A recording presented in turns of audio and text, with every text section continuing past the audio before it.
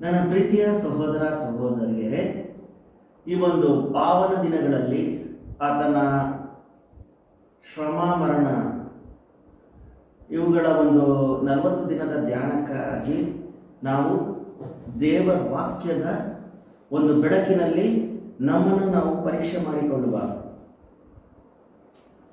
ಮುಂದಿನ ವಾಕ್ಯದಲ್ಲಿ ನಾವು ನೋಡುವ, ಹಿಂಸೆ ಕೊಡೋರಾಗಿದ್ದರೂ ಕೈ ಬಿಟ್ಟವರಲ್ಲ ಎಂಬುದಾಗಿ ನಾವು ಇಲ್ಲಿ ದೇವರ ವಾಕ್ಯದಲ್ಲಿ ನಾವು ನೋಡ್ತಾ ಇದ್ದೇವೆ.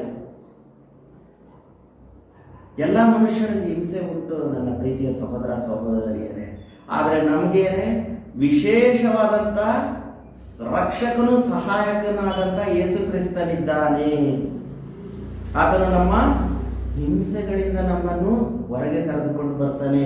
ಯಾವ ರೀತಿಯಾಗಿ ಇಸ್ರಾಯೇಲ್ ಜನಾಂಗಕ್ಕೆ ಆ ಒಂದು ಈಜಿಪ್ಟಿನಲ್ಲಿ ಫರೋಹನನ್ನು ಗುಲಾಮಗಿರಿಯಿಂದ ಆತನು ಹೊರಗೆ ತಂದನೋ, ಅದೇ ರೀತಿಯಾಗಿ ಆತನನ್ನು ನಂಬುವ ಪ್ರಿಯರಿಗೂ ಸಹ ಅನೇಕ ಕಷ್ಟಗಳಿದ್ದರೂ ಆತನು ಏನು ಮಾಡ್ತಾನೆ, ಅದರಿಂದ ಬಿಡಿಸ್ತಾನೆ. ಯಾವತ್ತೂ ದೇವರು ಕೈ ಬಿಡುವವನಲ್ಲ.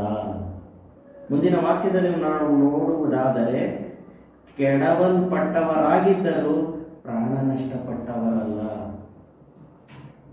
ಅನೇಕರು ನಾವು ನಂಬಿದಂಥ ಜನಗಳು, ನಮ್ಮ ಸ್ನೇಹಿತರು, ನಮ್ಮ ಪ್ರಿಯರು, ನಮ್ಮ ಸಂಬಂಧಿಕರು ಏನ್ ಮಾಡಿದ್ದಾರೆ, ನಮ್ಮ ಕೈಗಳನ್ನ ಅವರು ಬಿಟ್ಬಿಟ್ಟಿದ್ದಾರೆ.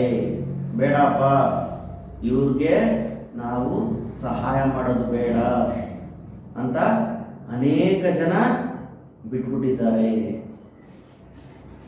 ಕೆಲವರು ಒಬ್ಬೊಬ್ರಿಗೆ ಮೋಸಗಳನ್ನ ಮಾಡಿದ್ದಾರೆ. ನೀವೆಷ್ಟೇ ಒಳ್ಳೇದು ಮಾಡ್ರಿ ಜನಗಳಿಗೆ, ಅವರು ಪ್ರತ್ಯುತ್ತರವಾಗಿ ನಿಮ್ಗೆ ಮೋಸವನ್ನು ಕೊಟ್ಟಿದ್ದಾರೆ.